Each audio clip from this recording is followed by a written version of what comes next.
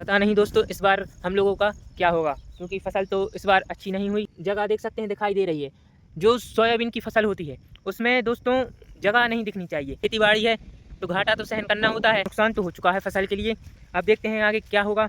अब तो ऊपर वाले पे निर्भर है। Good morning everyone. फिलहाल मैं आया था अपने खेतों पर। तो इस बार की मेरी सोयाबीन की फसल कुछ अच्छी नहीं है, काफ़ी नुकसान हुआ है। तो दोस्तों आइए मैं आपको दिखाता हूँ कि मेरी फसल इस बार की कैसी है। दोस्तों जिसमें मैं अभी चल रहा हूँ, ये दोस्तों ये वाला खेत मेरा है और ये पीछे वाला किसी और का है। तो दोस्तों फिलहाल मैं आपको अपने खेत की फसल दिखाता हूँ कि कैसी है। तो दोस्तों मेरा खेत कुछ इस तरीके से दिखता है अभी फसल के टाइम पे। और दोस्तों आप देख सकते हैं कि जो एक सोयाबीन का पेड़ यहाँ पे है, एक सोयाबीन का वहाँ पे है। इस बार फसल में बहुत नुकसान हो चुका है। पता नहीं दोस्तों इस बार हम लोगों का क्या होगा, क्योंकि फसल तो इस बार अच्छी नहीं हुई। मैं दिखाता हूँ आपके लिए कि सोयाबीन की फसल किस तरीके से होनी चाहिए। मेरा तो नुकसान हो चुका है, लेकिन एक खेत है जिसमें अच्छी फसल दिख रही है। तो मैं आपको दिखाता हूँ वो सामने वाला खेत। तो दोस्तों आप देख सकते हैं इस तरीके से होती है सोयाबीन की फसल। लेकिन आप देख सकते हैं मेरा खेत और एक बाजू वाला खेत, दोनों में कितना डिफरेंस है। दोस्तों फिलहाल मैं अपने खेत और बाजू वाले खेत की मेड़ पर खड़ा हूँ बीच में। तो आप दोनों में डिफरेंस तो देख सकते हैं कि नुकसान तो हुआ है बहुत सारा हम लोगों का। फसल किस तरीके से होनी थी और किस तरीके से हुई है, अब न जाने क्या होगा। अब बात की बाद में देखते हैं। आइए और आगे चलते हैं। हमारे यहाँ तो ढबरी कहते हैं जो मुद की जगह में खोदी जाती है, कुआं का दूसरा रूप। आप लोग क्या कहते हैं इस तरीके को, आप बताएं। हालांकि हम लोग तो शौक शौक में इसको स्विमिंग पूल भी कह देते हैं, हमारे खेत का स्विमिंग पूल। दोस्तों फिलहाल मैं अपनी ढबरी की जो मट्टी खुदी थी उसके ऊपर आ चुका हूँ। तो गाइस यहाँ से इस तरीके से दिखाई देता है कुछ पीछे का मंजर।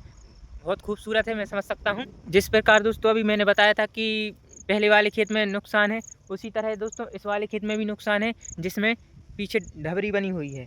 कैसे दोस्तों, इसमें भी बिल्कुल सेम तरीके से फसल उगी हुई है, बेगरी बाछी। दोस्तों आप देख सकते हैं डिफरेंस कितना है। एक पेड़ यहाँ पे है तो कुछ पेड़ वहाँ पे हैं, और जगह देख सकते हैं दिखाई दे रही है। जो सोयाबीन की फसल होती है उसमें दोस्तों जगह नहीं दिखनी चाहिए। तात्पर्य जो नीचे की ज़मीन दिख रही है अभी, अगर फसल होती है अच्छी तो दोस्तों नीचे की ज़मीन नहीं दिखती। दोस्तों इस बार एक्चुअल में क्या है कि नुकसान तो हो चुका है फसल के लिए। अब देखते हैं आगे क्या होगा।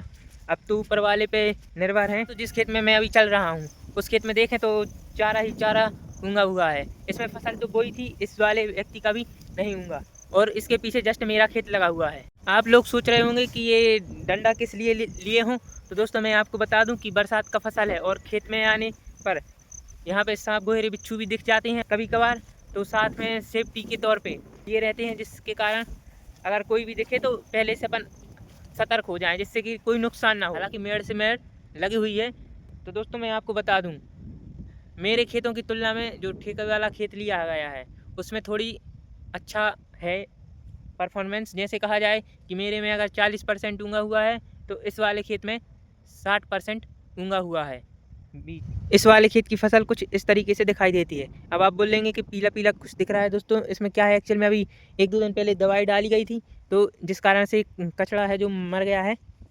अब दोस्तों इसमें देख सकते हैं आप फसल इस तरीके से है। लेकिन दोस्तों इसमें आप एक और गौर फरमाने वाली चीज़ है कि इसमें ज़मीन कम दिख रही है, यानी दोस्तों खेतों की तुलना में इस वाले खेत में फसल है। दोस्तों इसमें भी घाटा है, लेकिन क्या करें दोस्तों, अब खेती बाड़ी है तो घाटा तो सहन करना होता है। अब ऊपर वाले की मर्जी है, जितना देगा उतने में ही खुश रहेंगे। तो दोस्तों आज का ब्लॉग अगर आपको पसंद आया हो तो प्लीज़ इस ब्लॉग के लिए एक लाइक ज़रूर कर देना और चैनल को कर लेना सब्सक्राइब, जिससे जो मेरा नेक्स्ट ब्लॉग रहे आप तक पहुँचे। तो थैंक यू दोस्तों, मिलते हैं एक नेक्स्ट ब्लॉग में। आज के लिए इतना ही।